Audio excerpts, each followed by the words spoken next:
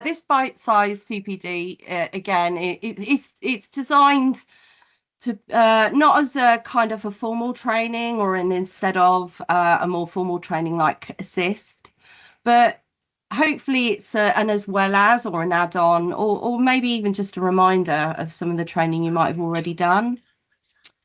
There's lots of sort of organisations across Devon that do provide formal training, so please do attend those, as I can't cover everything in an hour and a half. It's impossible. And I'm not an expert in the topic, but it's something that's really close to my heart. So I really wanted to find a way of kind of opening up a bit of a conversation and a bit of thinking about it.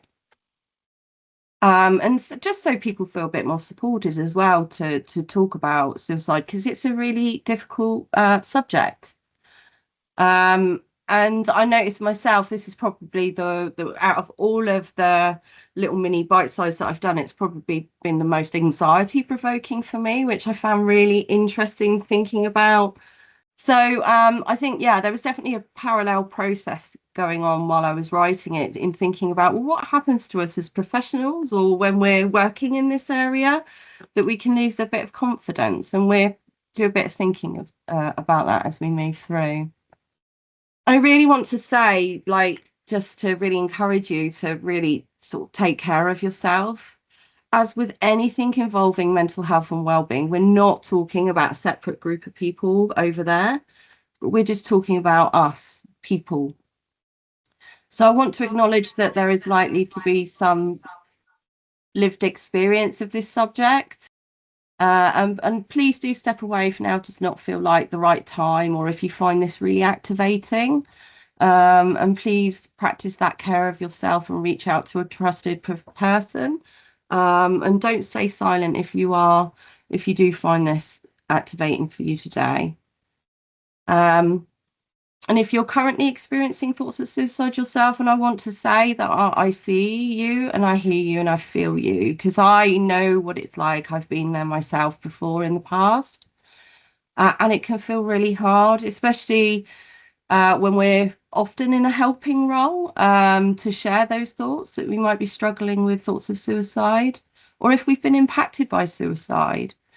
But please know that you don't have to go through it alone, and being human is hard for all of us at times. And there are times when, understandably, we also need support. So please speak to somebody that you trust. And if that's not possible, then again, the same advice that we would give other people, please reach out to your GP or first response. But if that feels too hard, the Samaritans are fantastic. Or there's a text shout service. And all the information of these resources I will share as well at the end of the presentation, but I'll send out to everybody as well, because I think it's really important that we acknowledge that we're human too, and that we also might be suffering or having these experiences. And then I just encourage you to kind of, if you are feeling this way, to let go of any shame about it, any feelings of failure. It doesn't mean you're a failure at all. Again, you're just human. So please give yourself that kindness and compassion that you deserve. So I really wanted to acknowledge and name the fact that working with suicidality can feel really scary for us when we're helping other people. It is really completely understandable to have worries about working with individuals who might be experiencing thoughts of suicide or having plans. But it's important, I think, sometimes to maybe pause and ask ourselves, well, what is it that feels scary? What comes up for me around this idea, or kind of in the past when I've had to talk to somebody about feelings that they might be having? And just maybe asking yourself these questions. Is it because you don't feel that you can help, that you don't have the skills? Is it because you're scared of doing or getting something wrong? Is it because you're worried that they will act on the thoughts of suicide? Are you afraid that if they die by suicide, that it might be in some way your fault? Or is it all of the above? And if you can relate to any of these worries, again, like I say, it's so completely understandable and it's really normal. It can feel really overwhelming. But as we go through, hopefully, the presentation today, you'll be able to sort of alleviate maybe some of those fears that you might hold. These fears that we hold are often really common, and lots of people experience them because we want to do right by people. But if we do have these fears, then we might then be more avoidant and not want to ask about it, and then feel guilty that we're not asking about it because we are fearful. So I think it's about just identifying what it is that's scaring you. And you might want to be able to identify what you need in order to feel more able to help with those thoughts or those feelings that you have about talking about it. This might be more training, it might be talking to supportive staff who have experience of working with people and have done this for many years.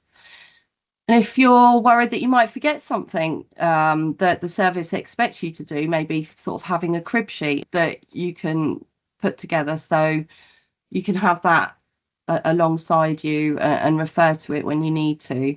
And it's just little things that might help you to think it through. And it's completely understandable if you experience a range of different feelings as well when it comes to working with people who experience thoughts of suicide. Remembering that they're still just people is really key, as you will already possess the skills to work and be with people.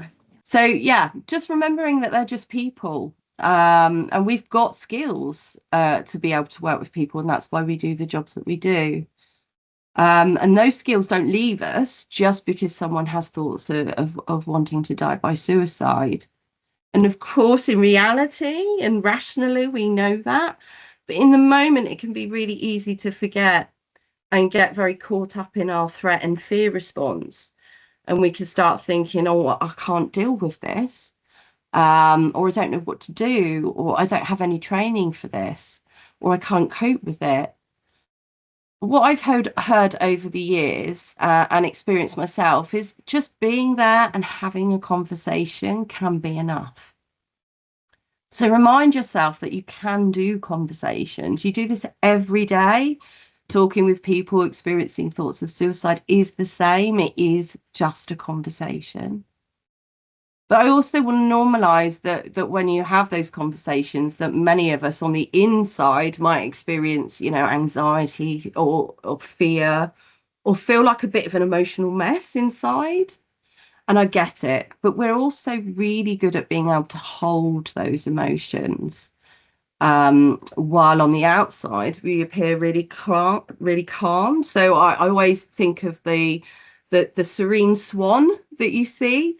So obviously they're very serene when they're on the water, but underneath they might be paddling away, but we don't see that. And that's what we can do. We can hold those feelings. So the most important thing to do is to remember just to just take a breath. Show them that you're calm and you're able to listen and willing to help. And I think those are the key things that we can really hold on to and actually think, yeah, do you know, I don't have to have all the answers.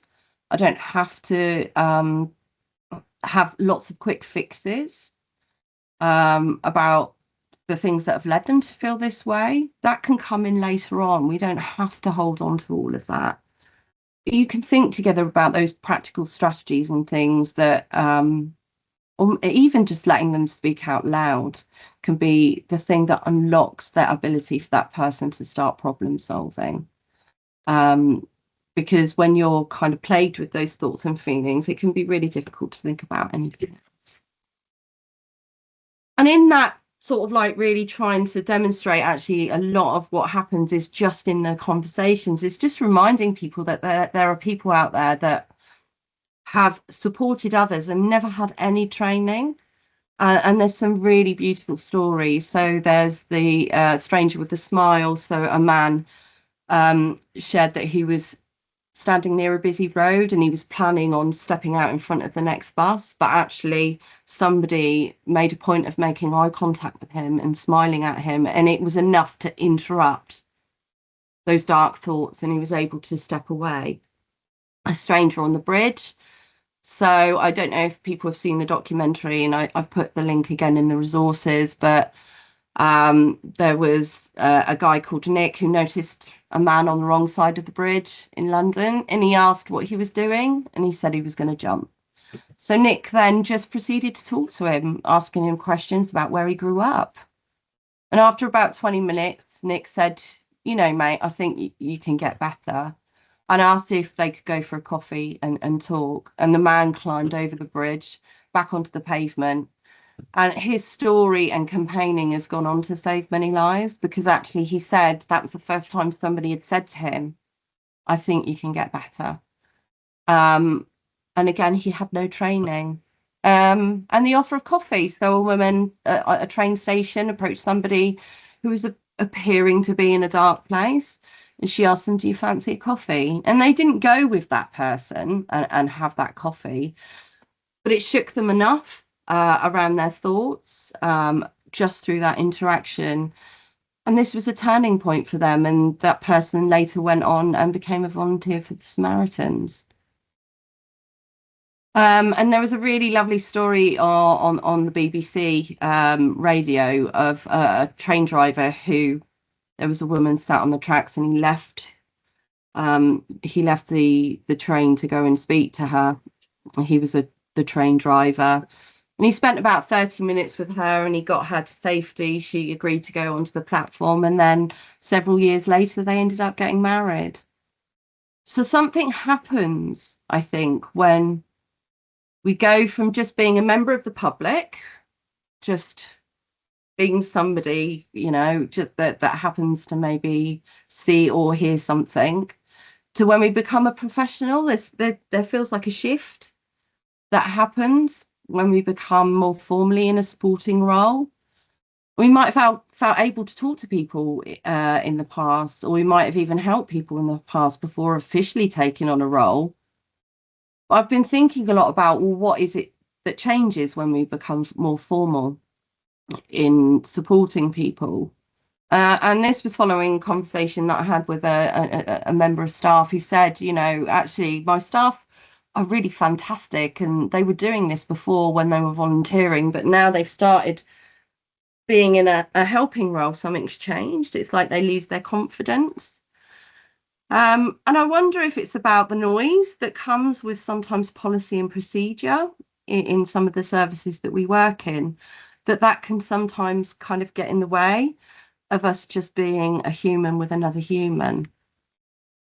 But I hope these stories act as a reminder that it's about human connection, and that's everything.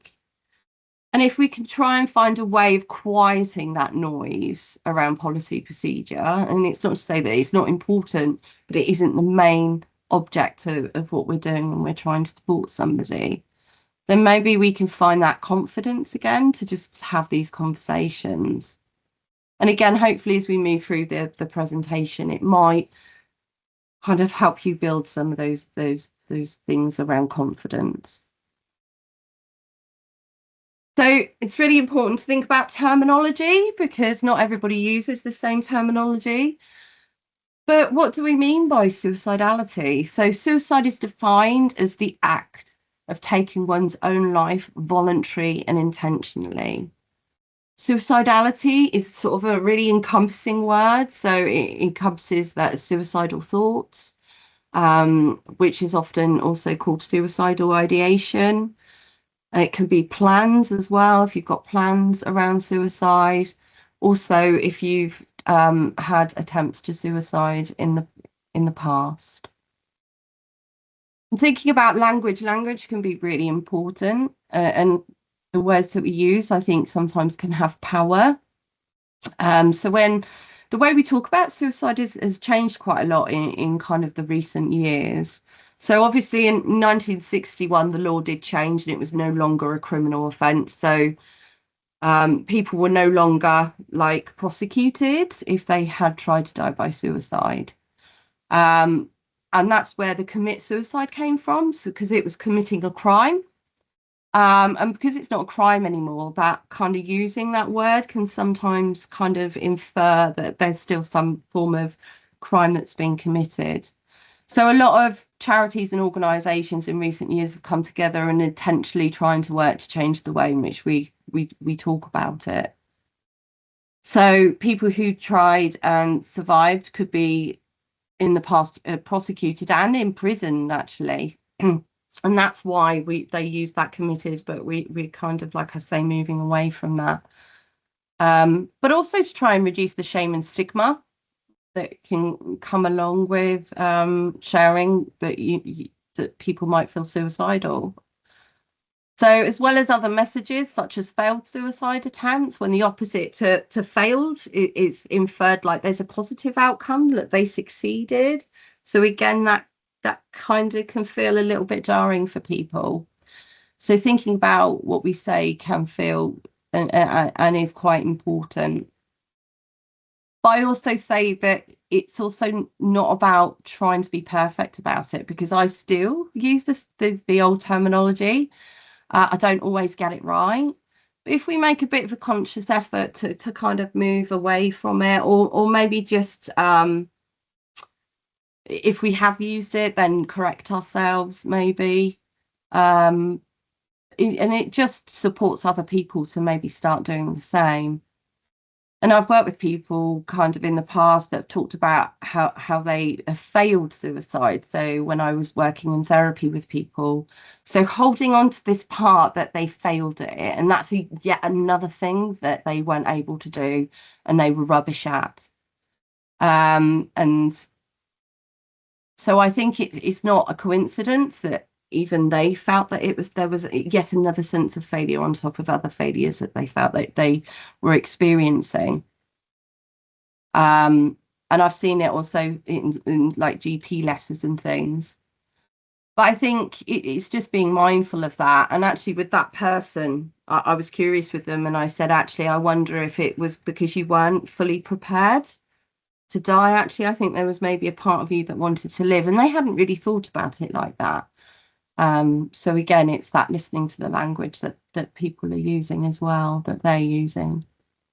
What the kind of charities are coming together and encouraging people to do is sort of change from what they're terming as problematic language. So going from committed suicide or commit suicide or completed suicide to die by suicide or took their own life or suicide death.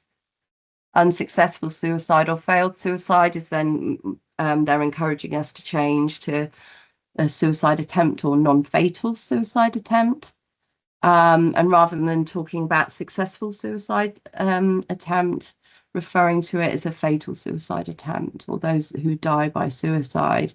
Again, it's kind of not saying it's a positive or a negative, it's just stating a fact. Why is it important to ask about suicide? So I think it's so important to hold in mind why it can be really helpful for us to open up these questions and ask people, because feeling suicidal can feel very frightening. It can make people feel alone and ashamed. It can be hard for many people to talk about suicide due to feelings of shame around feeling that way, feeling that they're failing at life and that they should be able to cope better. And I've heard that so much in the past. Oh, I should be able to cope and I should be able to cope. So that sense of shame that they're struggling. Some people can worry that they're burdening others by talking about it. So they just then tend to stay silent because they don't want to feel like a burden by talking to friends or family. And people can worry about what people might then think about them if they share that they're feeling that way. What they might worry about, what kind of response that they might get. And also many religions view taking your life as a sin. So therefore, for many people, if they are religious or part of certain cultures, it might feel even more difficult to talk about it, and even less likely to share how they're feeling. And talking about suicide, it isn't the norm, and it can still feel like a taboo for many people, because it can feel like it is a difficult subject. So it's not something that we're kind of just having casual conversations with our friends in a coffee shop, for example. And if you think about a time in your life when you found it difficult to be that person to bring something difficult up in a conversation, not just suicide, but anything that feels really difficult to bring up, what we tend to do is avoid it, and we don't bring it up because it feels really hard to be that one to bring it up. So asking people explicitly can really give them that green light that it's okay, and I can hear what you're saying. Just a kind of nod to shame, really, because it's such a powerful emotion. So feelings of shame can be really prevalent when people are experiencing suicidal thoughts and feelings. And I think generally around our mental well-being, it can really bring up huge amounts of shame in us. So people are far more likely to be secretive and isolate for fear of being judged by others. And Brené Brown, and again, I've attached the video to the resources, does a lovely video about what shame does to people. So, and she says, if you put shame in a petri dish, it needs 3 things to grow exponentially: secrecy, silence, and judgment. But if you put the same amount of shame in a petri dish and douse it with empathy, it can't survive. So that idea of actually, again, if we're bringing the possibility of somebody talking about suicide into a conversation, we are then doing the opposite of those things. We're bringing it into kind of a conversation, into reality, without that judgment, and we're not silencing it, and we're supporting someone to not feel that they have to hold it as a secret. And it's really important to say that people who are thinking of suicide are not cowards or weak or selfish or attention seeking, but they will likely be fearing that people would think those things about them and experience high levels of shame that people will, once they know that, will have these thoughts about them.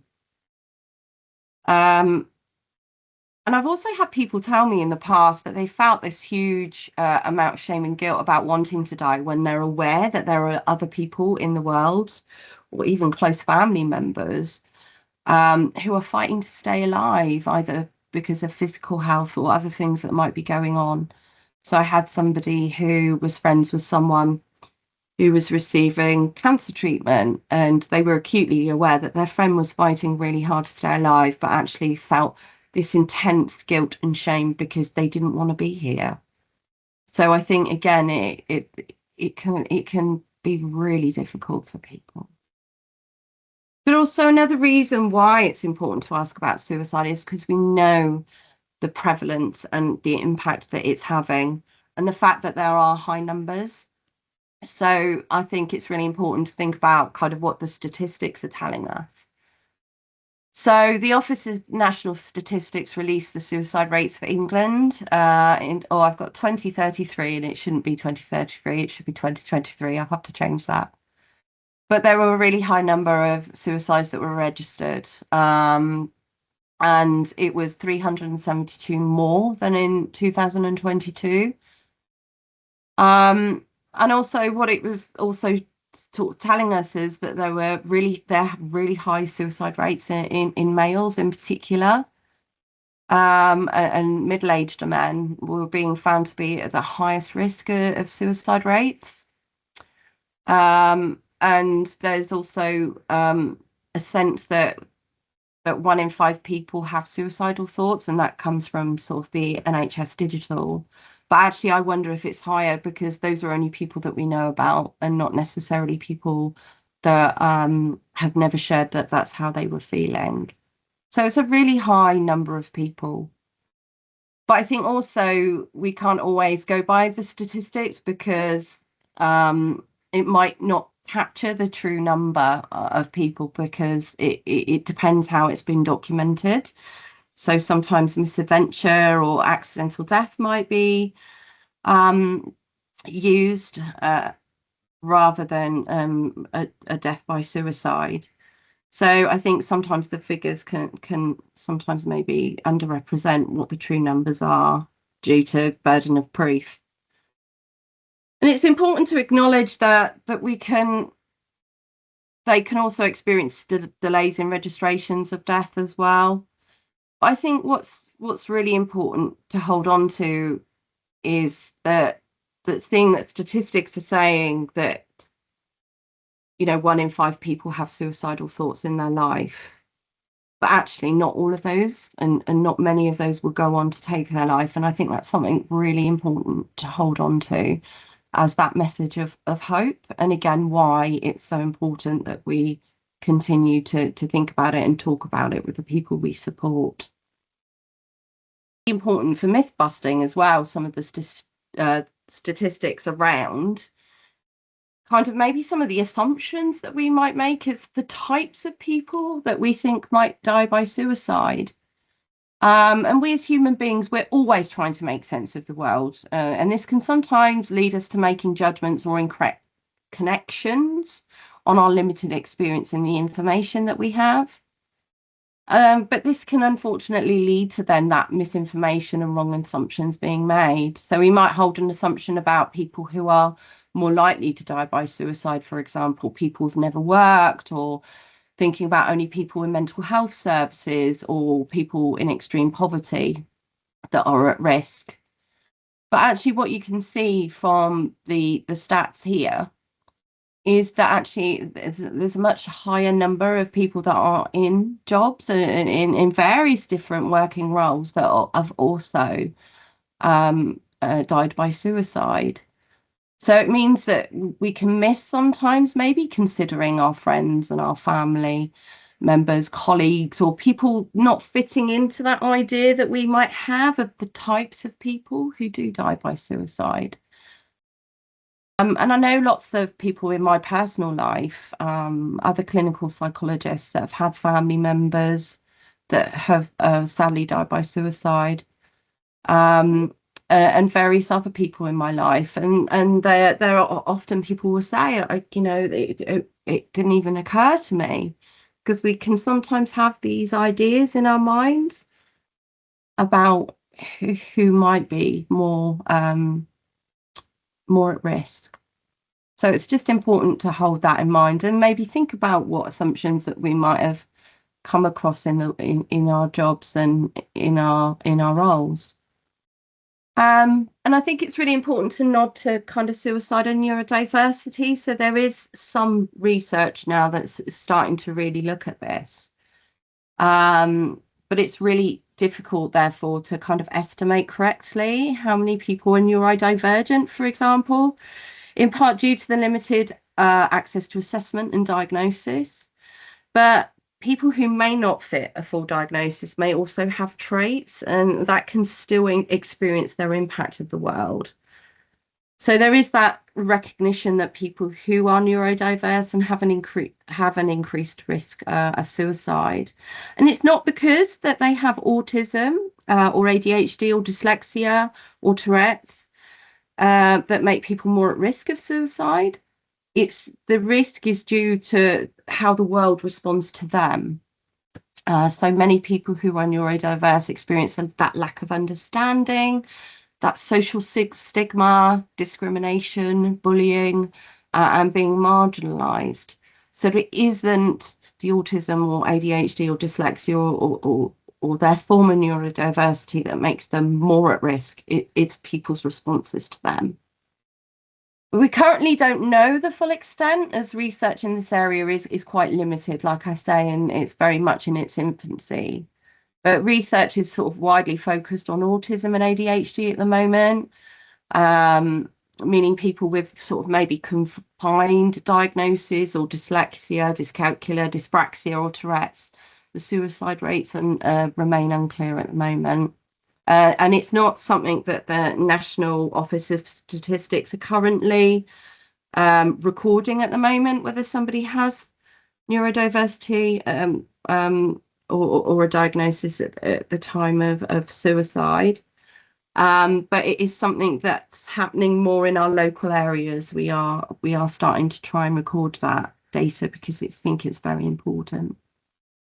So the current research that I was able to find, a lot of it was a kind of, like I say, again, very, very narrow. And I've added that, if you want to explore this further, I've added kind of the links within the resources.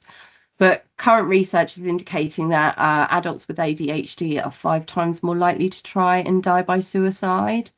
1 in 4 women with ADHD have tried to die by suicide, while men are more likely to end their lives. Autistic adults with no learning disability are 9 times more likely to die by suicide than the general population. Autistic people are up to 7 times more likely to try and die by suicide than non-autistic people, and up to 66% of autistic deaths have 66 autistic adults have considered suicide. So I think, again, it's that reminding, it's because of how kind of the society and the world kind of often treat them. It's not that there's a reason that, it's not in relation to actually having these as a diagnosis that make people more susceptible. It's, again, the responses that they experience. So again, asking people is really important. The Samaritans on their website, and again, I would really encourage you to check out their website. It's full of really helpful information, but they have some statistics as well that people die 3 times more due to suicide than road traffic accidents. And I found that, I don't know why, but that really hit for me, because I kind of have this sense in my head about there being lots of car accidents, and I don't know if that's just because I have to drive a lot, but I was quite struck by that. Men are 3 times more likely to take their lives than women. Suicide is the leading cause of death of young people, which again I think is tragedy. People from deprived communities and backgrounds are much more likely to die by suicide than others. And not all people who die by suicide have a mental health problem. And I think, again, that is really, really important, because we can often kind of associate it specifically with people that have been given a mental health diagnosis or are seen to have a mental health problem. It's about not making those assumptions. If somebody's really struggling, but because they don't have a history of a mental health problem or a diagnosis, doesn't mean that they might not be thinking about suicide. So I think, again, it's just that kind of holding on to it, it's just people. And also, it can feel really hard to let go of assumptions because sometimes of the kind of services and the places that we work in. But also some of the narratives and misinformation that we might come across either in the news, or kind of, like I say, in the places that we work from. And this often sort of wanting to predict things when there's uncertainty, I think, is a very human thing. We want to be able to predict things that are uncertain and that can feel scary and uncomfortable and that can lead harm to people. So we want to be able to have these very fixed ways and structures and to predict who might be more at risk. And therefore, sometimes you might get some unhelpful narratives. So what you might have heard is people who talk about suicide aren't serious. It's just a cry for help. And I would say that's absolutely not true. And that's in my professional experience of working in the CMHT for 7 years. I think, again, it can be really dangerous. Just because somebody's shared with us and spoken about it doesn't mean that they're no longer at risk. And people who talk about feeling suicidal are just attention seeking. That's another one that I would sometimes hear quite a lot. But it's just really important that we always take someone seriously, and listen to what somebody is telling us. And it might be that someone is feeling suicidal and they might tell you that they have no plans or intent to act on it at that time, but we should still hear and acknowledge the pain that and the distress that they're experiencing. Also, that can change. They might not be feeling like that now, but that can change. So just, again, that checking in is really, really important. And I think one of the kind of narratives that I'd love to change more than anything else, I think, is that again, that people who talk about feeling suicidal generally don't take their lives. But I think there's something about And it can be seen as a bit of a negative. So, oh, they just talk about it, they never act on it, so that it's all fine. And it actually, no, they're still distressed. But what they also might be receiving is a really helpful interaction when they're talking about it. They might be receiving care and concern and compassion, kindness, understanding, or they might have their needs met. And this might have been the thing that helped them to change their mind and decide to stay. So it doesn't mean that they weren't serious when they were talking about it. It's more likely that they were supported to turn to life and not act on their feelings. So again, it shouldn't be seen as kind of, this weird way, a negative thing, which it can be talked about sometimes in that way. But I think one of the questions that I've been asked maybe the most from sort of carers and family members is that why do people think about suicide? And there could be really many different reasons as to why somebody might be thinking about it. It might be that their emotional pain feels just unbearable.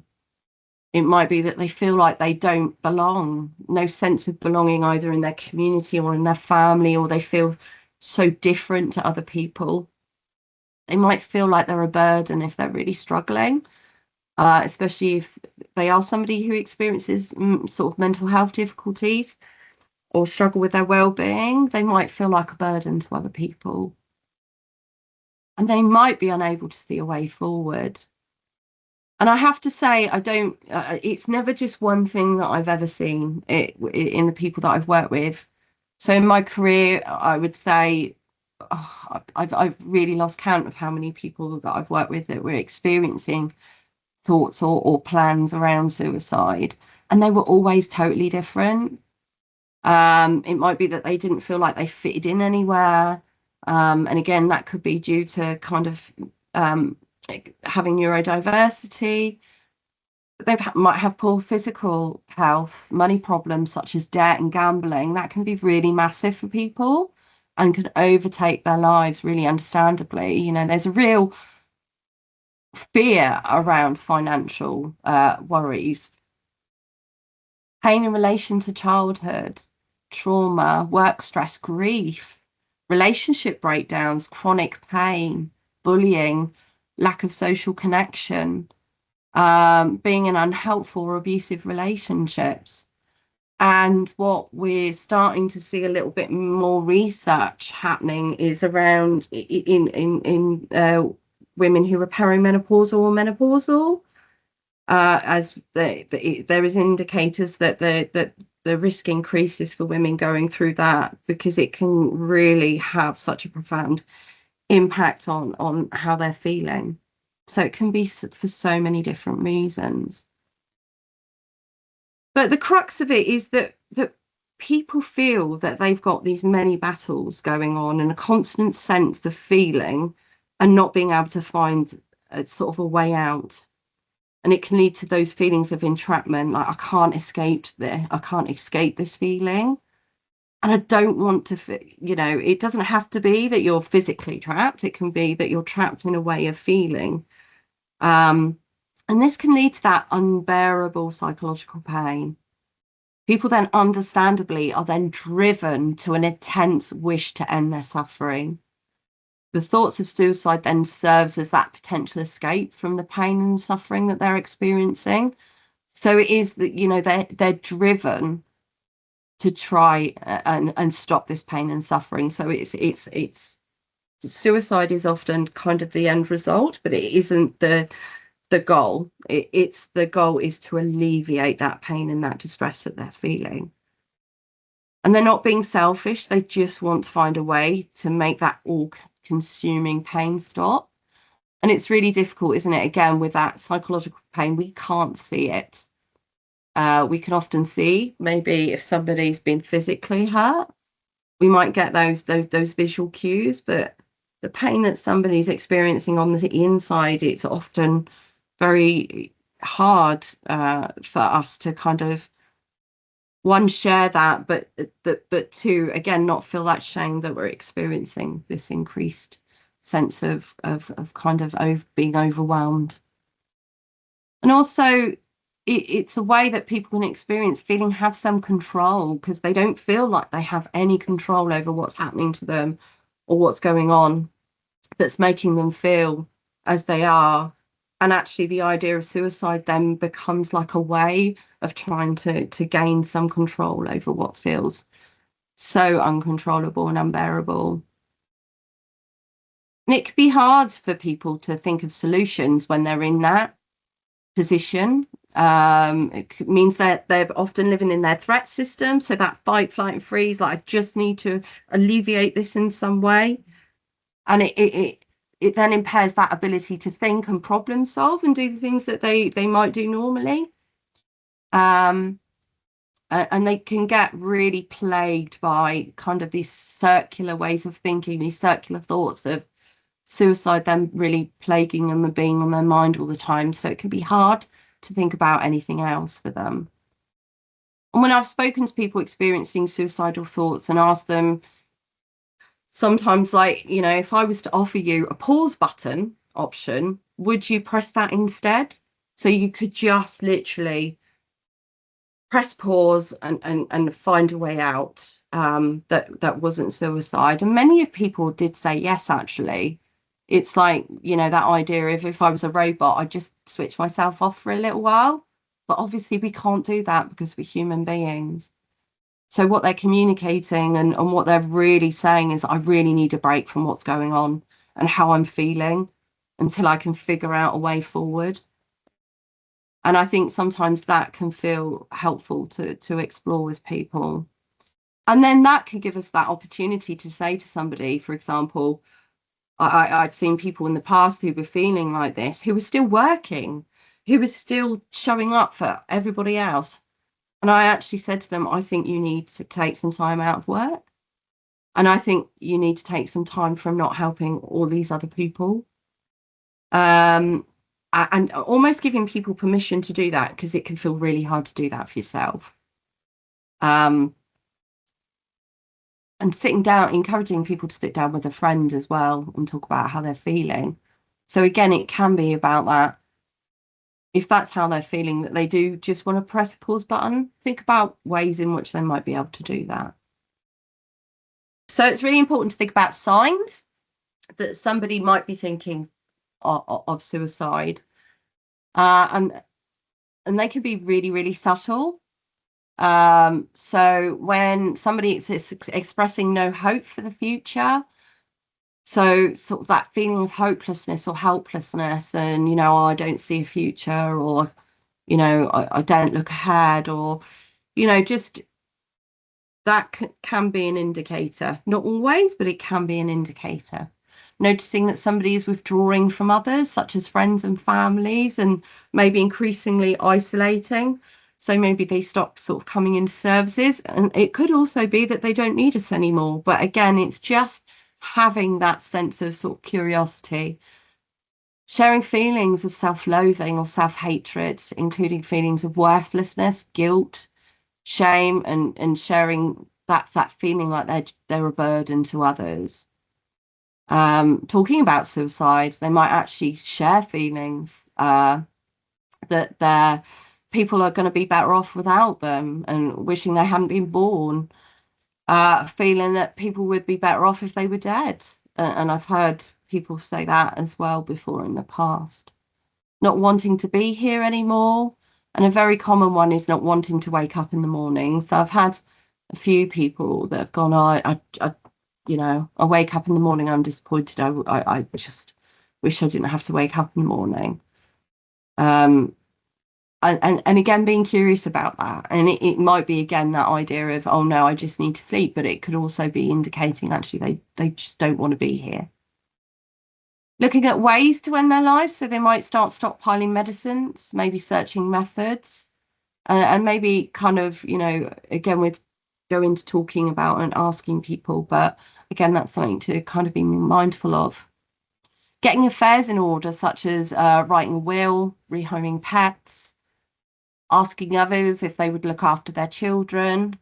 And this might be dressed up as a hypothetical, like, oh, if anything bad were to happen to me, would would you be, look after my children, or would you take on a caring role? And again, like I say, they might not be explicit about it, but again, it's just being curious about that. Sorting out their house, maybe, you might start seeing people like starting donating loads of stuff to charity and just giving their possessions away. You might say the people might say goodbye by meeting up with people kind of randomly. You might get a sort of a random, I just thought have a little catch up. And it might be really out of the blue. Or writing letters to people as well. So I did work with somebody who'd started writing letters to kind of friends and family. And again, that was something that we thought about. And I think one that can really catch people off guard is suddenly people being happy after a prolonged period of struggling, but without any kind of understandable reason or change. So if you've obviously engaged in therapy, or you're seeking support, it would make sense that you've been struggling, but actually things are sort of gradually getting better. But if you suddenly see someone that's been struggling for a long period of time and they literally all of a sudden everything seems fine, can be an indicator it's because they've decided to die by suicide, because they get this sense of release of pressure. This is my plan. I know this is what I'm going to do. And that's why you can see kind of this rapid shift and change. So again, it's just about being curious.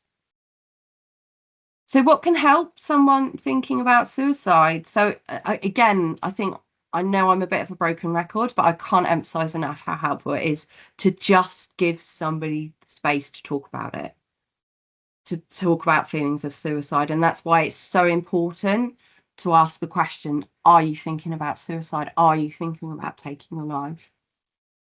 It's important not to lose sight as to why somebody might be thinking about suicide. And just going straight into that kind of idea of that risk assessment checklist that we might have as being the first thing you do. So really sitting with and being with why they might be thinking about it, rather than just going to that sense that we can all have when we're working in services of just wanting to jump to kind of the all of the things that we know that we should do. But actually being with somebody needs to be our first kind of response. And if we think about a time in our lives when we might have shared something really difficult with somebody, what was it in that person's response that was helpful? So when people have responded helpfully to you, what has that been? And I think for me personally, it's been being heard. So again, it's thinking just even in our own lives, kind of what's been helpful when we've shared something difficult. What was that person's response? And I would imagine rarely it's a checklist of things that need to be covered. And every cloud has a silver lining, or does it? So again, I think that, and I've spoken to this before in other kind of trainings, and again, it's another Brené Brown video. But I think as humans, generally, we want to try and make things feel better for people. Or it can be uncomfortable to sit with somebody else's distress. So we might be drawn to wanting to alleviate that feeling in us and them. And that might lead us to using the words at least.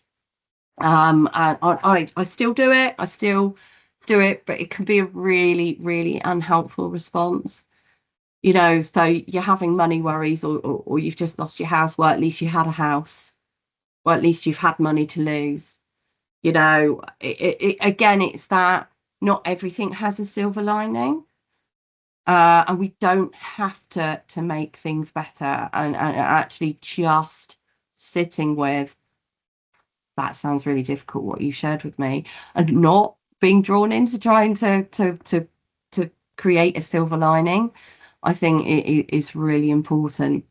So if you imagine, like, even if we don't know what to say, it's thank you for telling me, that sounds tough, I don't know what to say, rather than just trying to find a silver lining to something, because that kind of dismisses. It can feel very dismissing for people, because it feels like you're not really hearing actually the pain that I'm communicating with you. So thinking practically, what about things that you might say? So, and again, I'm talking about this within our services, but also in other aspects of our lives as well, where this might come up. So if you're unsure about how someone is, but you're concerned about them, starting a conversation gently by asking, how are you? And if you get the kind of the bulk standard, I'm okay, as the response, which is what generally I think generally we do that when we ask, don't we? What I think is really helpful and what I tend to do is really follow that up with, how are you really? Because it really gives people again that permission to kind of know that you're there to hear the real answer, rather than just that socially kind of accepted, oh, are you okay? It's moving it into something different. You can share that you're concerned about them.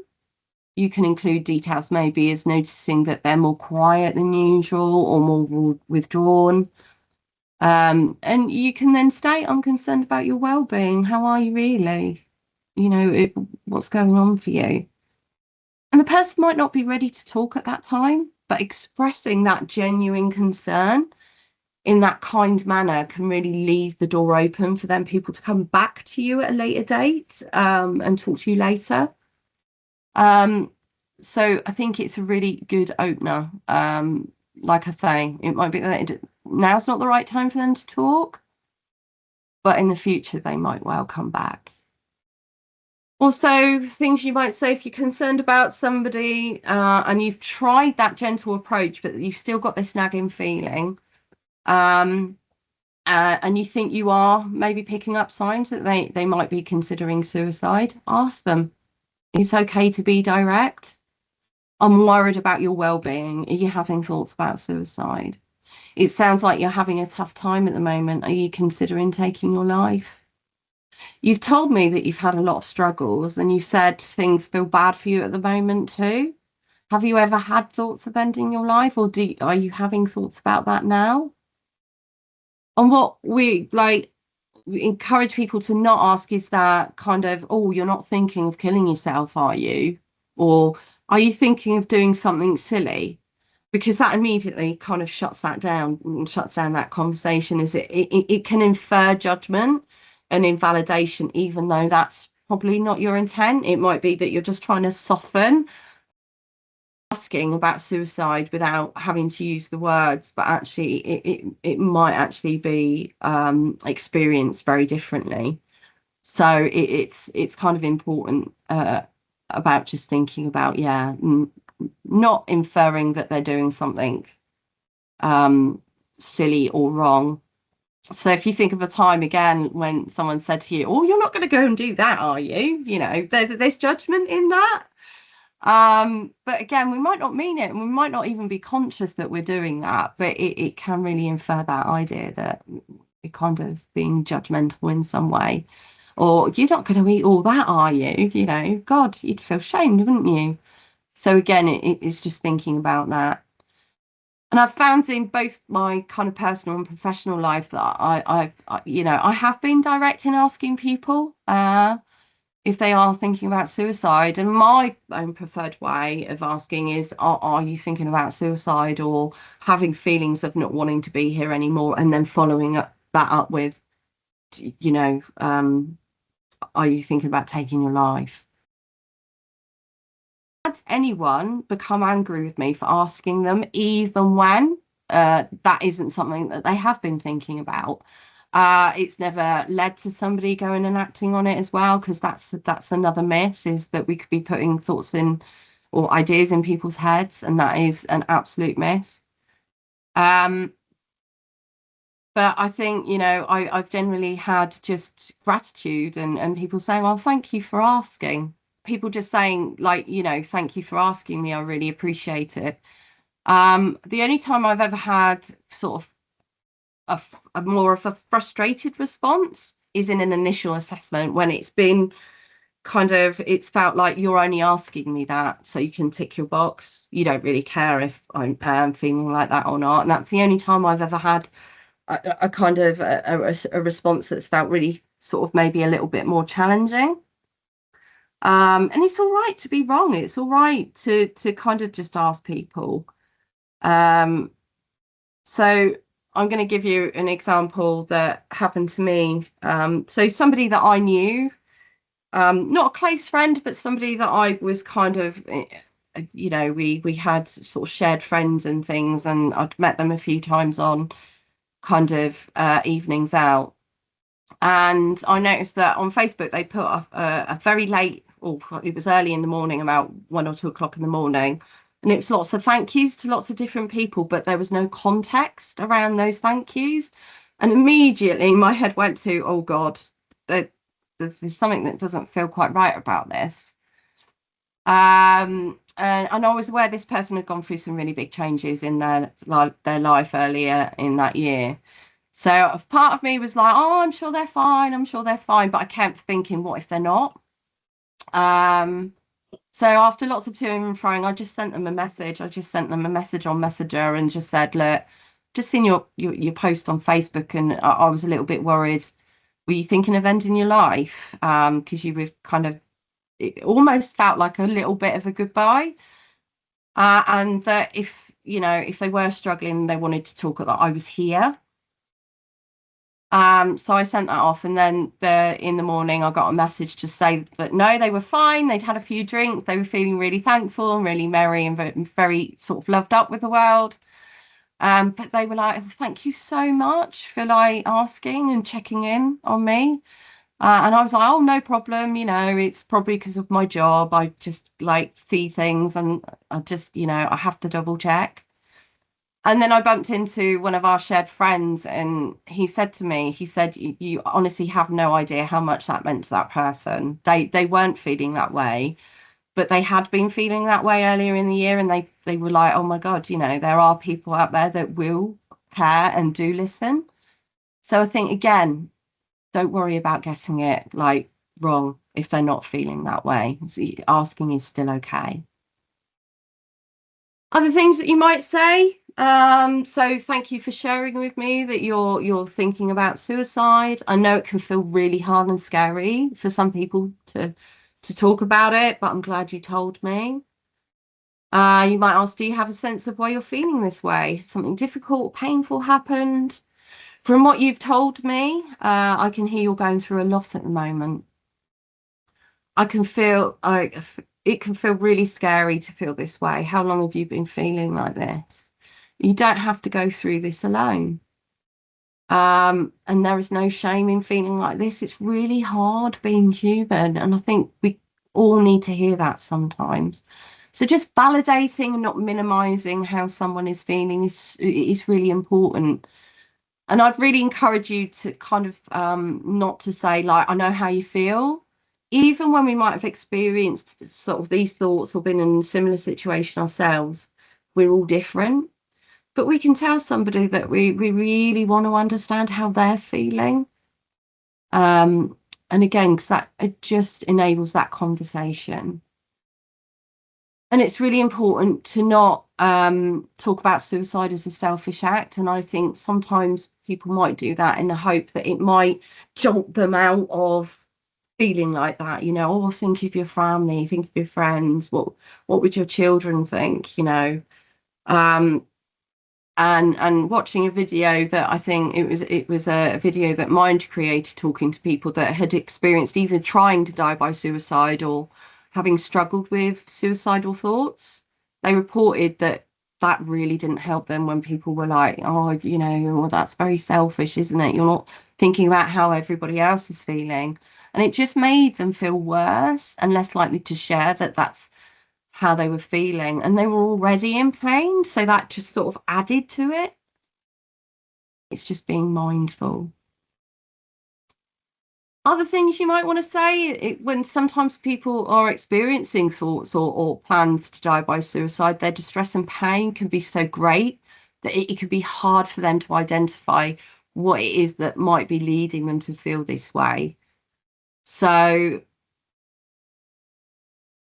some people might have a real sense of why they might be feeling like it, other people might not. So it can be hard to think again when you're consumed with emotional pain. So if they're struggling to link kind of why they're feeling the way they are to an event or a reason, that is also okay, and normalize this, because not everybody's going to be able to do that. Some people will and some people won't. So it's okay if you don't know why you're feeling like this. It can be hard to think when we're feeling this way, and people can feel like this for lots of different reasons.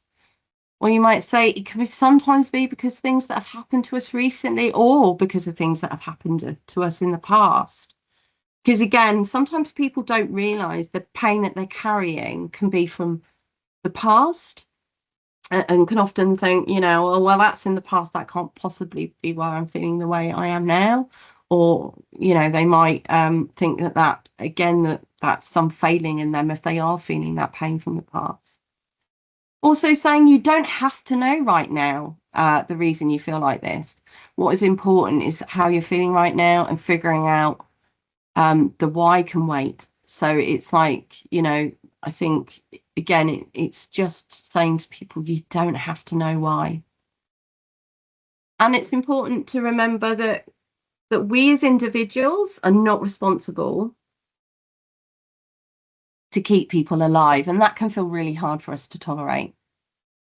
But what we do have is like a responsibility to help them where possible to want to turn to life, to kind of move away from that. So the most important things that you can do is not panic.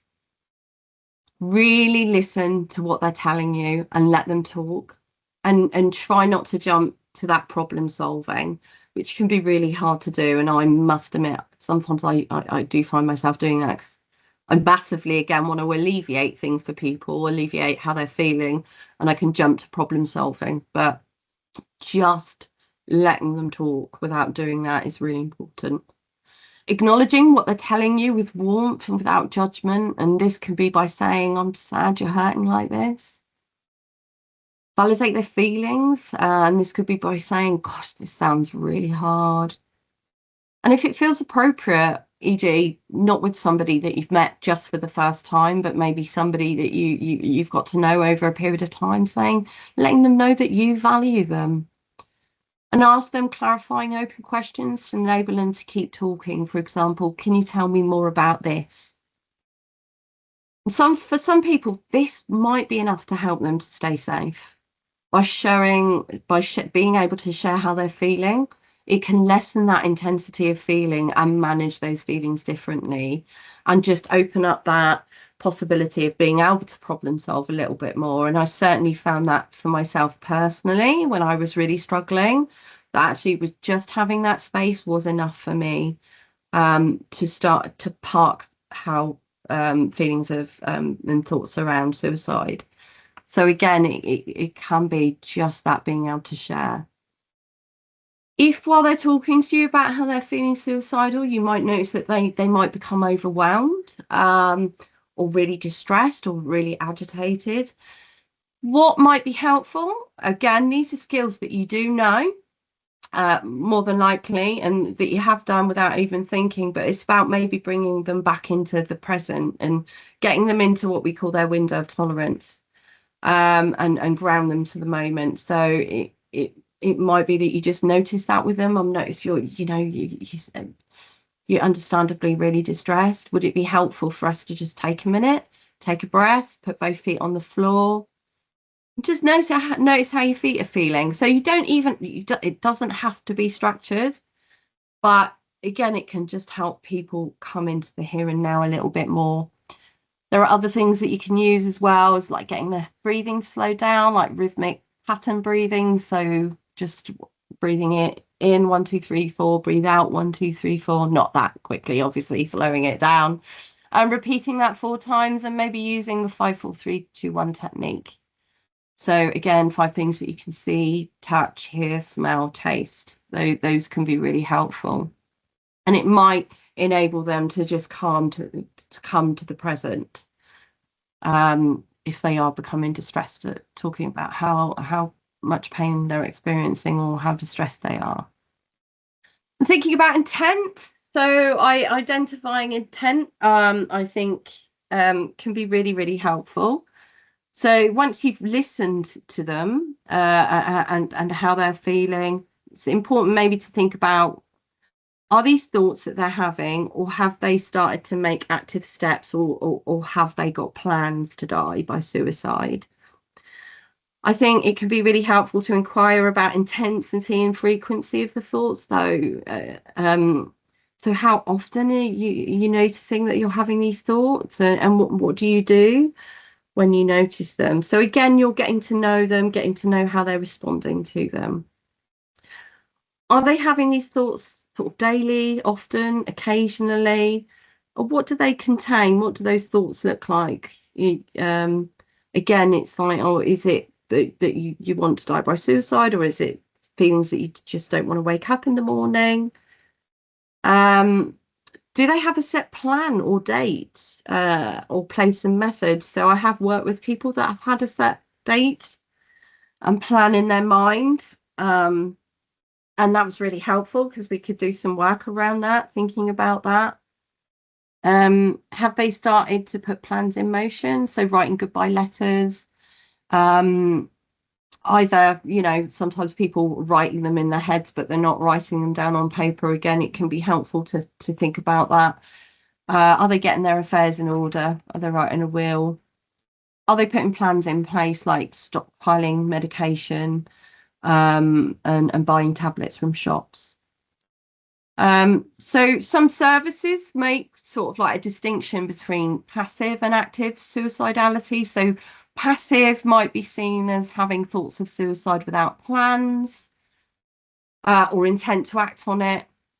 And active, the person has plans and intent to end their life. But I'm generally reluctant to use these sort of words, just because, again, it can be really easy to miss the pain and distress behind what they're saying. Just because somebody might be seen as passive, as in they don't have plans to end their life, doesn't mean they're not in pain, doesn't mean they're not suffering. And it's really important, I think, that we don't ignore that, because again, what we know is that can change, and can increase, and they can then start to plan. So again, that idea that if somebody is maybe not thinking about acting on it at the moment, that could maybe change if something else happens. So again, it's keeping that open-mindedness. If they're reporting in that immediate space with you, and they don't feel they can keep themselves in the immediate future, then asking them what they think would help, what would help you right now, what would help you to become safe. If they have no ideas, then it might be about thinking with them and saying, talking about, encourage them to talk about first response, for example, or call 111, or it might be encouraging them to go to A&E, and that's if they really don't think they can keep themselves safe. If none of those options feel right for that person, it might be recommending maybe going and staying with a trusted friend, maybe in the short term. And if they're stockpiling medication, encouraging them to give their medication to a pharmacist. And I did work with somebody who had stockpiled, and that they did actually agree to do that, as a kind of a preventative, because once they shared with me, it felt actually maybe there is a way forward. So they agreed, and they did take it to the pharmacist. It could be really helpful to share with people that are feeling or have thoughts of suicide, letters of hope. So a letter of hope and a letter for tomorrow were developed by adults, including people with learning disabilities, in partnership with Devon Partnership Trust. And it's written by people who have been in that place of struggling with that emotional pain, who have tried to die by suicide and survived. They offer hope that things can be different. They encourage the person reading to give themselves time and ask for help and to hold on. So you could just say, I'm wondering if it would be helpful to kind of read a letter written by people that have been experiencing similar things to you, and that also experienced thinking of suicide. And And again, I've added it to the resources at the end of the slides. But it's really easy because you could even Google it with that person, or maybe find a way of printing it out. But it's really accessible, and I think, it might be, again, that thing that really helps people to not feel alone. There's also an audio version as well that can be shared, which is really helpful. So if you've got somebody who doesn't read and write, you can share the audio version with them. And it's just about keeping, really, at the end of it, keeping the person at the heart. In any kind of future planning, any safety planning, it's keeping that individual, because again, we're all so different. So it's really helpful to give people information about where to seek support and help. But we need to think about what would actually work for that person in front of you. So, for example, if somebody gave me a telephone number to a helpline, I wouldn't use it. I hate talking on the phone at the best of times. So if I was really struggling, there is absolutely no way I would be feeling able to pick up the phone. And therefore I just wouldn't use it. So, but if somebody gave me maybe a number for a text messaging service like Shout, again in the resources, I would absolutely feel able to use that. I'm far more comfortable to text people. And so it's really important to just kind of think with that person, what would be helpful for you? Somebody who can talk on the phone, or do you prefer talking, sending emails or web chats or texting? Again, that can really then direct and help you to really think about something that's going to be meaningful and helpful for that person. Also, it's things like, if they've made contact with first response before, or been to A&E before, and they had a difficult experience or didn't find it helpful, they're unlikely to want to use it again. So suggesting it again to them, they're not going to use it. Reminding them that it is there and that they might have a different experience, you can still do that. But again, it's adding in that caveat, you never know, you might have a different experience this time. But equally, they might have found it really helpful in the past. So again, that being part of their safety plan is great. It would be really important. Finding out what works for them really will help in making those suggestions, that you can have a sense then that I think they will maybe use that. And again, planning for safety. So individual organisations that we work for, we're all going to have our own processes of what is expected of us to do as staff when someone shares they have thoughts of suicide. So obviously I can't go through all of that because, like I say, everywhere's different. But if you're nervous about forgetting to do things, or forgetting to do something that your organisations expect you to do, these key things might help, because that's what I've noticed in the past is, if my friend came up to me and started to talk to me and say that she was struggling with feeling suicidal, I don't think I would panic. I think I would feel much more comfortable.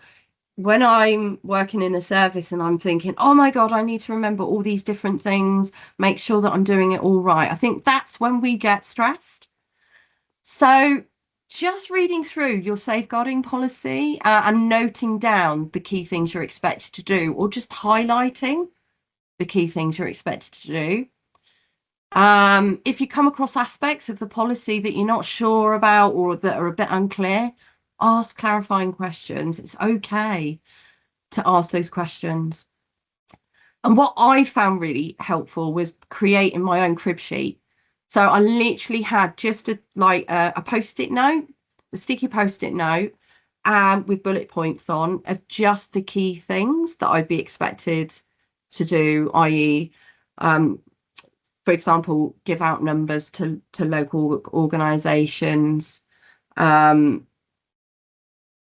ask various questions, all the things that you might be expected to do, fill in a form, make notes, all of those things. Having that on a post-it checklist, post-it note, took that stress away. And also you can have one that you carry about with you as well if you're kind of working in the community.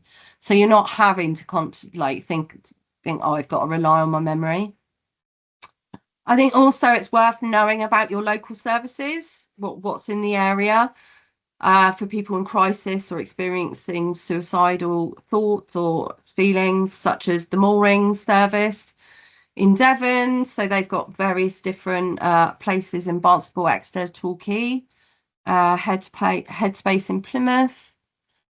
And the moorings offer different contact methods as well, so including a phone line and web chat, which again I think is really helpful. So it's worth just having a bit of a sense of what is local to you, because then again that could be another place that people can access, and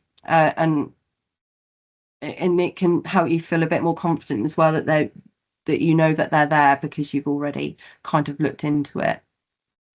And again, planning with safety, it doesn't have to be complicated. It could be thinking about with that person, what are your favourite things? What could you do now?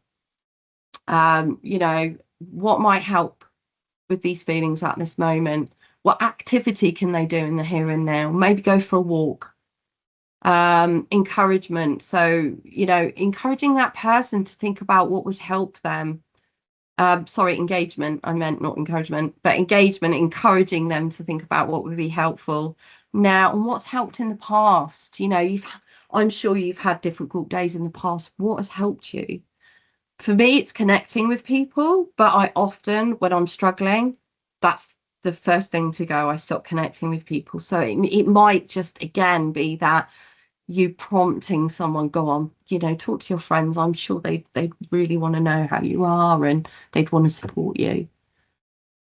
Permission to stop and rest without judgment. Such a powerful thing, such a powerful thing. I think we underestimate that hugely. Creating space between thoughts and actions. So on days when it feels hard for them to gauge with their safety plan, because I've met people that have got safety plans and had them in the past, but it can feel really hard to engage with them when their thoughts are really plaguing them. So I encourage them to allow themselves that 24 hours to pause. So just make a promise to yourself, you're not going to act on these feelings for 24 hours. An opportunity to kind of, you know, for those thoughts to maybe either slow down, quiet, or access support in that time. But I think also that I used to have a verbal contract with people that I was supporting on a weekly basis. I can hear that you're really feeling suicidal right now. But I wonder if you can agree to stay alive until we next meet. And we do that week by week sometimes. And again, that was enough. And then they were like, I don't need to contract with you anymore because that thought's no longer there for me. There's some really great safety plans around online. I have put a few in the resources again, but again, it's normally our services might have them, but there are they generally do cover the same things. So going through the here and now, making situations safe for the now, things that they can do to distract themselves, and people who can support, including emergency and professional support. But also there's some really good apps as well that people can download, and really encouraging people to not use drugs and alcohol when they're feeling suicidal. Obviously, if they have a kind of an ongoing addiction, then it's really dangerous for them to just stop. But if they're not somebody who has an addiction, then really encouraging them not to kind of use sort of drugs and alcohol while they're feeling suicidal, because it's likely to make them more impulsive. And you can explain that to them and say, actually, it will help keep you safe. And really importantly, looking after yourself. You remembering that you need to put on your own oxygen mask first. Think about the care of yourself and what you need.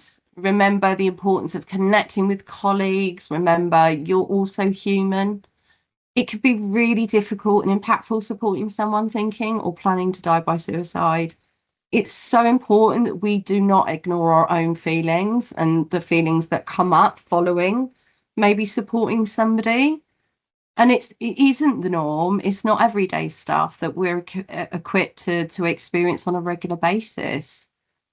Even if it is our job, and we work in crisis services, it doesn't stop us being human and having really perfectly human, understandable responses.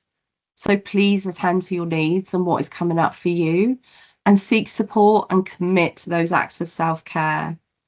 Doesn't mean you're weak, doesn't mean that you're not good at your job, doesn't mean that you're doing something wrong, doesn't mean you're failing. This work can be really hard-hitting and scary. Working with individuals at risks of thoughts, that were seen as quite high risk. And I felt really wobbly, and I felt really wobbly for quite a long time, actually. But that was okay that I felt a bit wobbly, because also I was kind of holding the fact that this person was really struggling.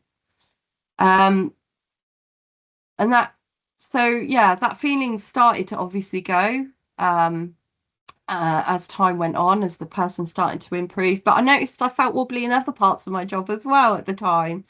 So again, it's just speaking to our colleagues about it and acknowledging that we're just human.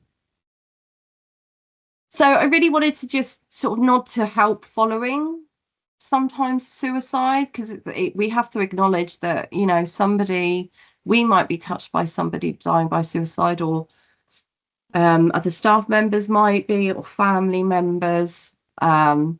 Therefore, we need to think about help following a suicide. So help for the helper. So again, it's that it can be extremely impactful for us as staff when somebody dies by suicide. Whatever our role in their care might have been, it doesn't matter if we were really involved or not that involved, it can still have an impact. It's a completely understandable response. But this sometimes can be missed or forgotten in our fast-paced, high-demand services. And again, not for you to kind of, it can feel really difficult to acknowledge that for some of our services. So I have worked in some, and it's felt really difficult to tolerate sitting with feelings that come up around a death. And the narrative was, oh, it's part of our job, it's to be expected, so let's move on.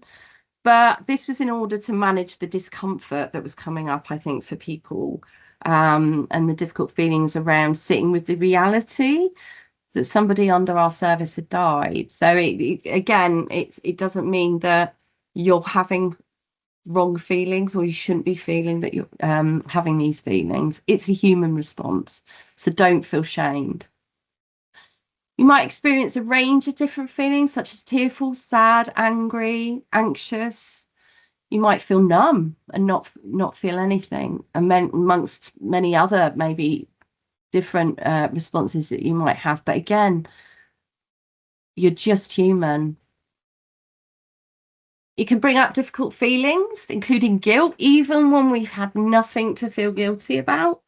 We can get stuck in a cycle of asking ourselves, what if I said X? Or would it be different? What if I did X? Would it have been a different outcome? We could beat ourselves up and go over and over every conversation that we've ever had. Or maybe we just feel incredibly sad and tearful. It could be really helpful, again, I think, to speak to colleagues about how we're feeling, and don't be afraid to ask for additional supervision and support. And it might be helpful if there's a clinical psychologist or other kind of therapy staff attached to your service. Maybe consider getting in touch with them and having a debrief with them, or just having a conversation. Death, however it comes up in our work, can understandably bring up, feelings around our own personal losses, even if they don't have to be the same. So it might bring up deaths that we've experienced in the past. If you notice this is happening, again, meeting that with compassion and not criticism. Again, that's you being human. Don't be afraid to share with trusted colleagues or friends about how you're feeling. And everybody copes differently. Don't look to others as to how you should feel, but instead listen to what your body and your mind is telling you. Because I think sometimes we can look to others and think, oh, they're fine. But again, we don't know what's going on underneath. There could be that serene swan, again, with, paddling underneath, but on top they look really serene. So not looking to others about how you should feel or how you should be responding, and listening to your own intuition and kind of what your mind and heart are saying. And just to say, sort of finally, Pete's Dragon's amazing Devon charity who offer support to people that have lost somebody by suicide. So they support adults, children, young people, as well as professionals as well. So for professionals or workplaces, they will provide advice and training, as well as offer one-to-one sessions or group sessions following a suicide. They offer advice and guidance on talking to children about a suicide death. And they've got loads of resources on their website. Really, really good. They offer therapeutic work for individuals, and that can be accessed by a self-referral. And then they do have loads of resources for people who are experiencing grief and other loss following suicide. And they also offer a wide range of sort of training opportunities as well, including Assist and Connect 5, and some of them are free or very low cost. So it's definitely worth checking that out. And also Jeremiah's Journey is a charity that can also offer support to bereaved families who have children and young people that have been affected by death of a loved one, including families that have lost someone to suicide as well. So that's also another service to bear in mind if you're working with families or anyone who might be experiencing that or experiencing that yourself.